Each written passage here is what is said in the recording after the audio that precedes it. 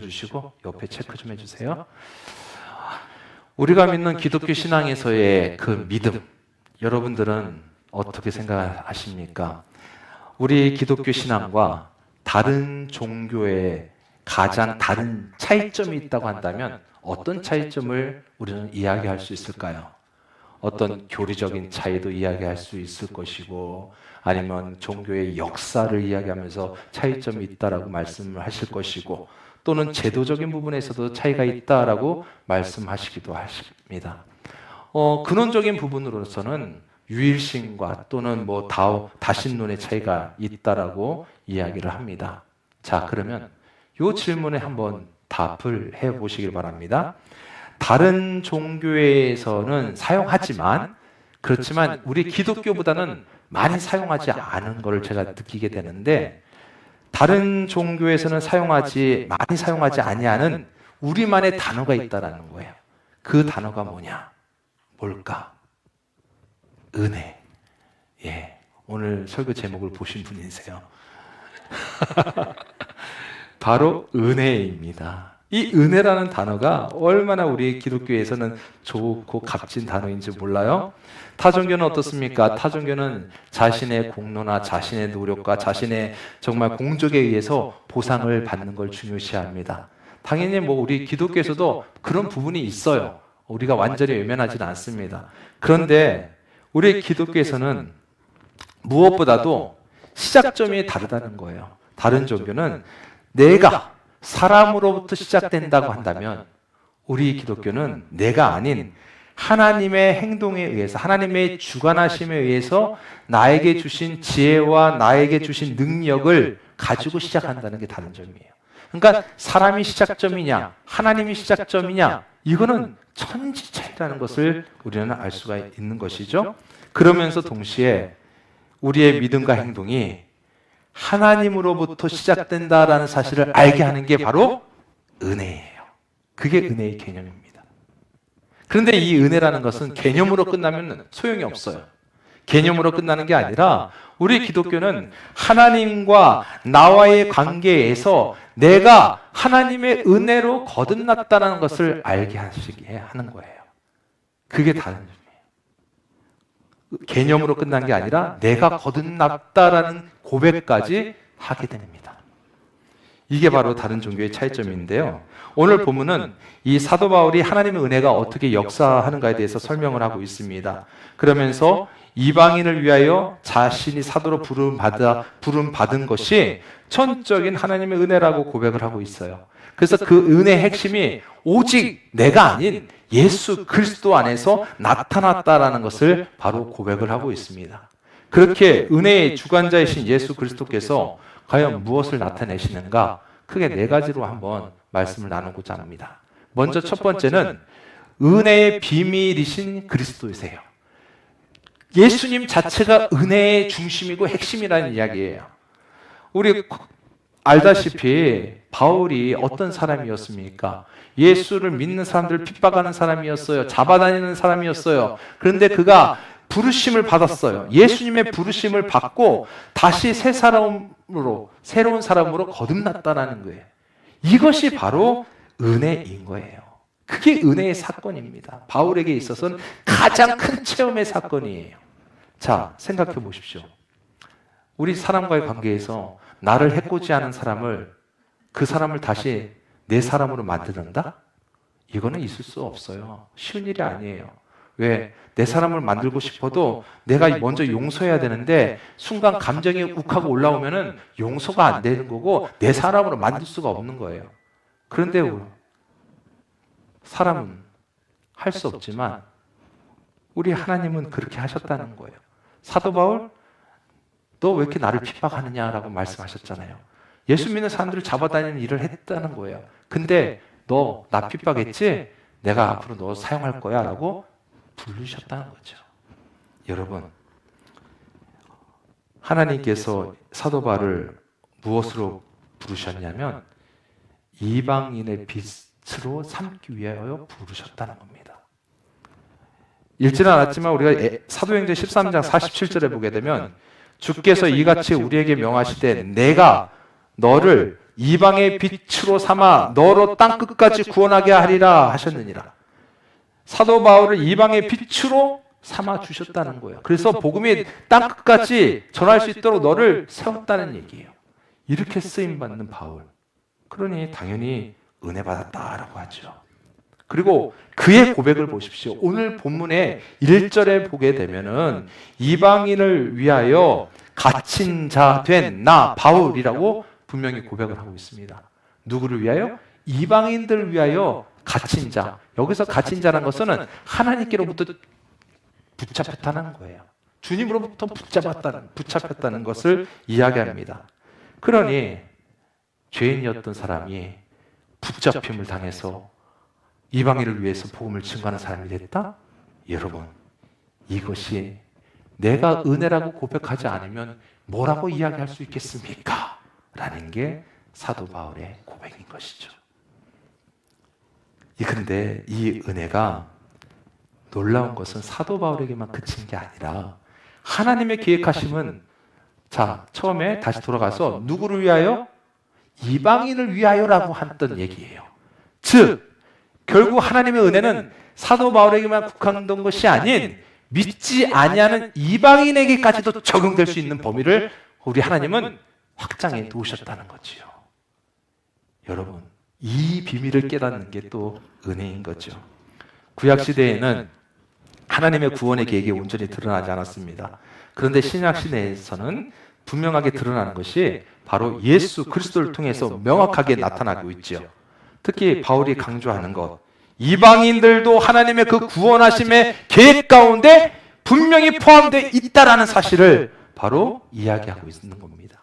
그래서 오늘 본문의 6절에 뭐라고 고백을 하느냐? 이는 이방인들이 복음으로 말미암아 그리스도 예수 안에서 나와 함께 상속자가 되고 함께 지체가 되고 함께 약속에 참여하는 자가 됨이라.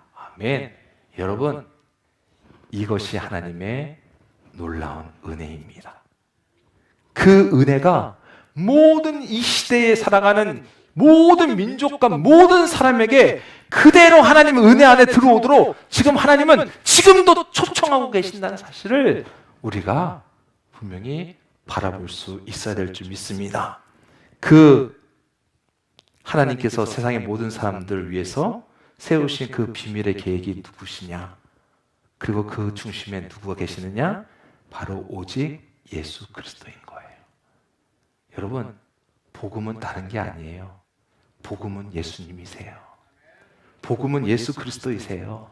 그래서 복음의 핵심은 뭐냐 이게 아니라 물어본다면 아니 기독교에서 얘기하는 복음이 도대체 뭐예요?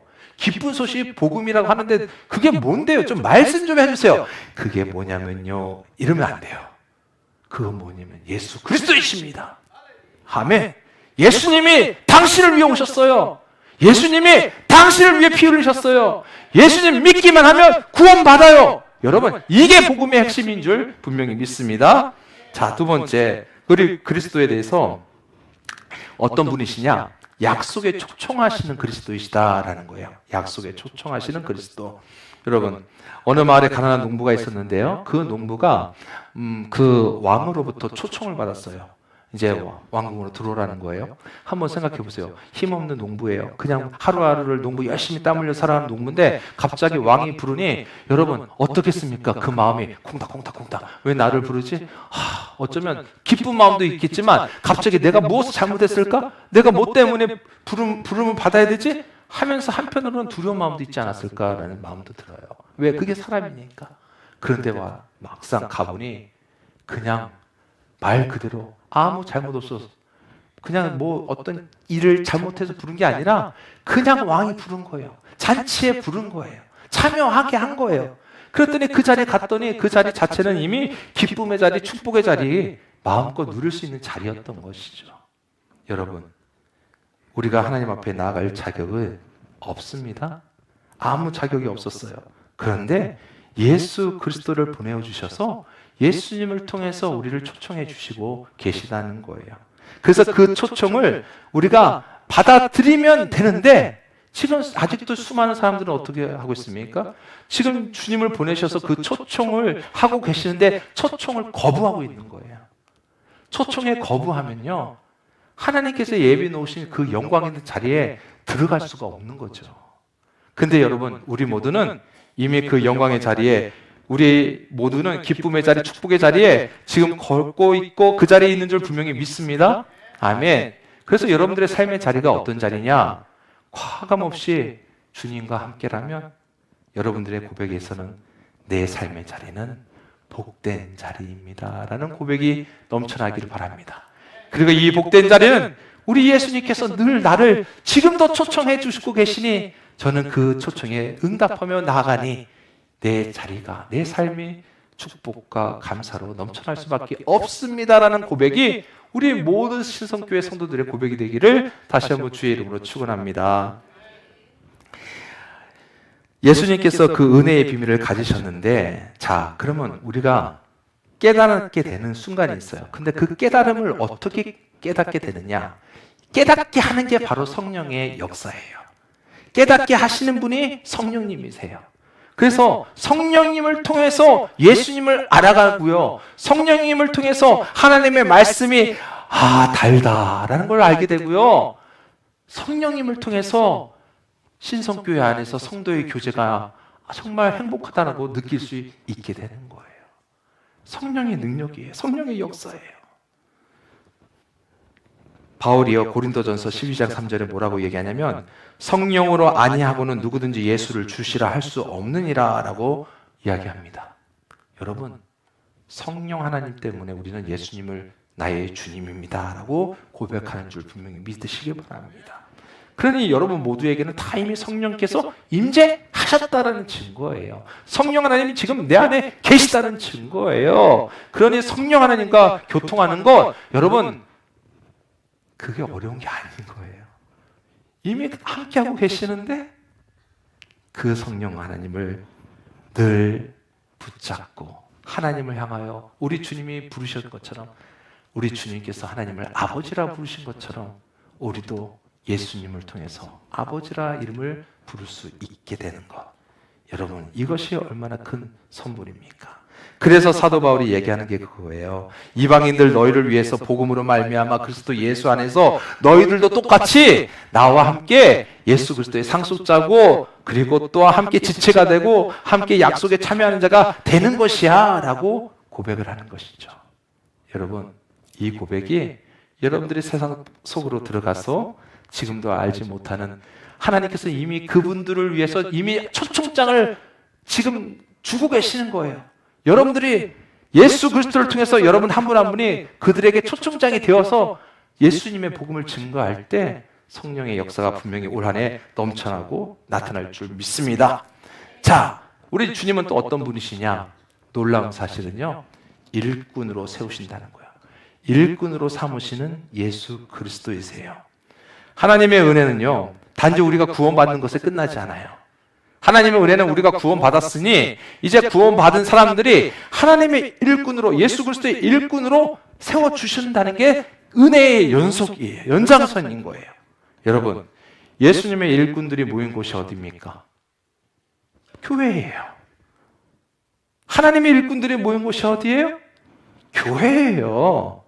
그래서 이렇게 하나님이 교회를 세워주시고 또 교회로 모이게 하셨는데, 자, 이 교회를 통해서 세우신 계획이 무엇이냐? 오늘 10절에 나와 있어요. 10절에 이는 이제 교회로 말미암아 하늘에 있는 통치자들과 권세들에게 하나님의 각종 지혜를 알게 하려 하심이니. 아멘.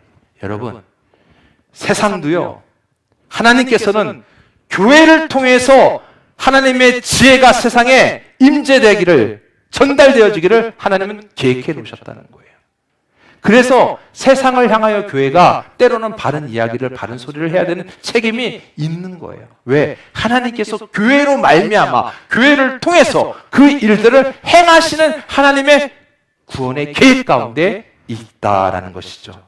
여러분, 이 교회를 통해서 하나님은 일하시는데, 그러면 한번 잘 생각해 보세요. 교회를 이루는 분들이 누구예요? 저와 여러분들이에요. 그렇죠? 교회는요, 예수를 믿는 성도들의 모임이잖아요. 저와 여러분들이 교회를 이루고 있어요. 교회의 구성원들이에요. 교회를 통해서 하나님이 그런 일을 행하신다는 것은 곧 여러분, 나를 통해서 하나님 그 일을 행하신다라고 믿으시기를 바랍니다. 그래서 여러분들 한 분 한 분이 우리가 교회에서 맨날 말하는 축복의 통로 하는 이유가 뭐냐? 그런 이유가 있는 거예요. 하나님께서 성도들을 통해서 축복의 통로로 그 일을 역사하도록 이미 계획하셨다는 사실이에요. 그래서 우리는 그렇게 쓰임받고 있습니다. 이것을 우리가 확실히 믿고 달려갈 수 있기를 간절히 소망합니다. 은혜를 모르는 사람은 모든 것이 다 내가 잘했다라고 여겨요. 그래서 하나님의 일을 할 때에도 내가 했다고 해요. 그런데 아니에요.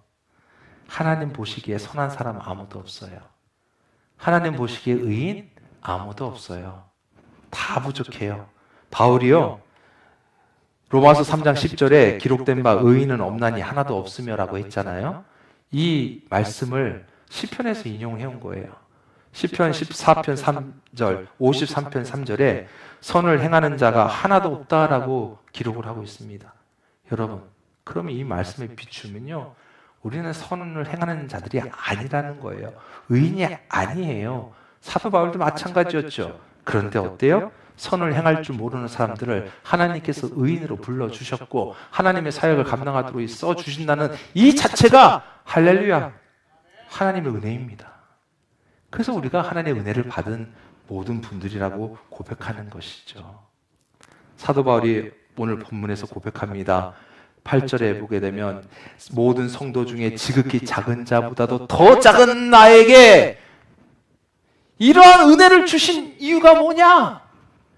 이러한 은혜를 주신 것은 측량할 수 없는 그리스도의 풍성함을 이방인에게 전하게 하시려고 합니다. 아멘. 지극히 낮은 자 중에 낮은 자요, 작은 자 중에 작은 자인 내가 은혜를 입은 것은 하나님께서 이방인들을 향한 복음을 증거하기 위해서 나를 하나님이 들어 사용하셨다. 성도 여러분, 이 고백이 저와 여러분들의 진실한 고백이 되기를 간절히 소망합니다. 이것이 사명이에요.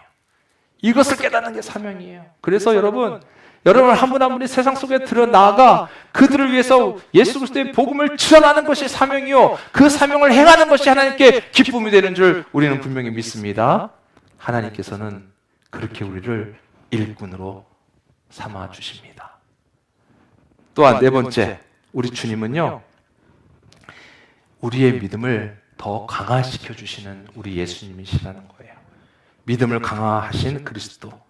12절 말씀을 제가 다시 한번 읽어드릴게요. 우리가 그 안에서 그를 믿음으로 말미암아 담대함과 확신을 가지고 하나님께 나아감을 얻느니라. 아멘. 여러분, 우리가 하나님 일을 하면서 사역을 하면서 믿음을 생활하면서 이것은 옳은 거야, 이것은 다른 거야, 이것은 잘못된 거야, 여러분 스스로 판단하시죠. 판단할 수 있어요. 이것은 하나님이 기뻐하시는 거야, 이것은 싫어하시는 거야, 판단합니다. 어떻게 판단할 수 있어요? 하나님이 주신 지혜 때문이에요. 우리가 바르게 깨닫는 것은 바로 그 자체가, 깨닫는 것 자체가 지혜예요. 근데 그 지혜를 하나님께서 허락하셨어요. 그리고 그 지혜가 앞서 이야기했던 것처럼 이미 교회에 허락하신 거예요. 그리고 교회를 이루는 성도들에게 허락하신 거예요. 이게 하나님이 이미 계획해 놓으신, 예정하신 뜻인 거예요. 11절, 곧 영원부터 우리 주 그리스도 예수 안에서 예정하신 뜻대로 하신 것이라. 여러분, 하나님의 계획은요, 그래서 우리가 정말 놀라운 거예요. 하나님의 놀라우신 그 계획을 어찌 우리가 다 이해할 수 있겠습니까? 하지만 분명한 것은 말씀을 통해서 우리는 그 사실을 알고 깨달을 수 있는 것이죠. 아, 그래. 그럼 이 시대의 교회, 바로 우리. 이제 이 교회에 우리는 한 몸을 이루고 있고, 그 한 몸의 머리가 되어주시는 분은 우리 주님이시고, 주님 밑으로 우리는 서로서로가 하나의 지체로서 우리가 함께 나가고 있으니, 이제 우리는 걱정, 근심을 가지고 가는 게 아니라 오늘 주신 말씀처럼 이제는 우리가 모두 담대함과 확신을 가지고 함께 손잡고 달려가면 되는 거구나. 아멘. 여러분, 우리가 담대함을 갖고 나아가시기 바랍니다. 무엇보다도 확신을 가지십시오. 믿음의 확신을 가지십시오. 그 확신 가운데 하나님은 역사하시고 일하시는 줄 믿습니다. 그게 바로 또한 주시는 선물인 거예요. 여러분, 하나님의 선물 어떤 걸로 생각하십니까? 하나님, 차 좀 바꾸고 싶은데요. 하나님, 평수를 조금만 더 키워주세요. 하나님, 우리 이제 고3인데 올해 우리 교회 고3 애들 4명이에요. 기억해 주십시오. 하나님, 우리 고3인데 좋은 학교 좀 가야 되는데. 사실 우리가 기도하면서 그런 기도도 드려요. 맞아요. 왜? 하나님은 더 좋은 곳으로 채워주시는 분이 우리 하나님이시기 때문이에요. 그런데 그게 다가 아니라는 거죠. 그게 다가 아니에요. 그것만 바라보면 우리는 안 돼요. 세상적인 눈으로만 바라보는 거예요. 진짜 하나님의 축복은 뭡니까? 여러분, 끝까지 믿음 흔들리지 아니하고 마지막 순간까지 하나님의 이름을 찬양할 수 있는 그 신앙이 진정 하나님 축복인 줄 믿으시기 바랍니다. 그리고 또한 성령의 능력으로 부흥하는 교회, 아이고 목사님, 우리 지금까지 뭐 전도 안 해봤어요? 지금까지 뭐 안 해봤어요? 안 했죠. 해보자고요.